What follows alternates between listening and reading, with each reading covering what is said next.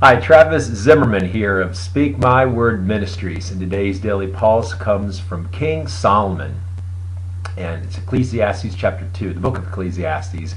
And as you may know, the book of Ecclesiastes consists of Solomon's final thoughts on his life, a long life lived. It started out very great and grand and lots of expectations, but he ended up worshiping other gods. And God said to him, I will give you all this wisdom. So Solomon had all the wisdom, all the women, all the coin, all the buildings, everything Solomon had. Really nothing was denied to him. And the condition was that he would keep God as his true God. But as he got older, he ended up giving in to he had 700 wives and 300 concubines. That's about 1,000 ladies. And at the end of his life, he got weak and ended up worshiping other gods. His royal wives pulled him away. It was his decision, but he got pulled away. And I've been reading this one of the things Suzanne does so many wonderful things with our kids. We homeschool our children. And she has this tremendous book time with them. When they sit down, they read C.S. Lewis, they read geography books, they read history books. They were reading about the Reign of Terror in France this morning. So I tried my hand. That's one of the things I try to do in the morning when we get a chance is to read the Bible. So I've been reading Ecclesiastes. We're trying to go through the Bible in a year. It's going to be like a Bible in 2.5 years probably.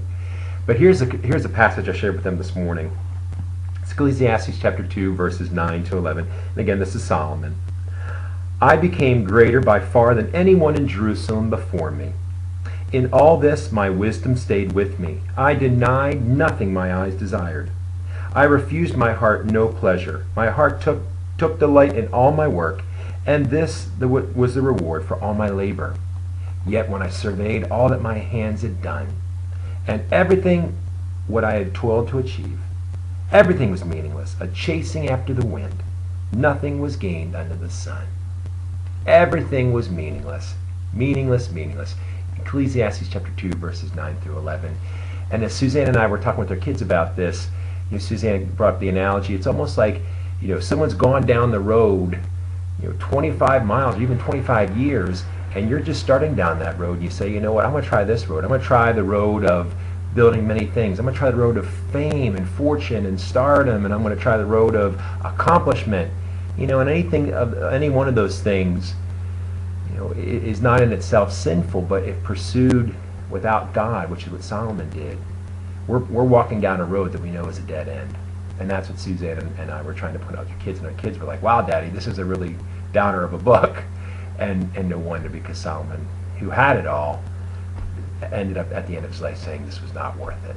So just an encouragement to you. I always say about myself, I don't have, I have the benefit of looking, we all have the benefit of looking at Solomon and saying, this man had way more talents than any one of us is ever going to have. And yet when we don't follow God, it leads to disappointment. So life apart from God is a life lived in disappointment. Life with God, on the other hand, is full of promise and joy, despite the trials we go through. Live in this peace and rest in Jesus Christ. In your name, amen.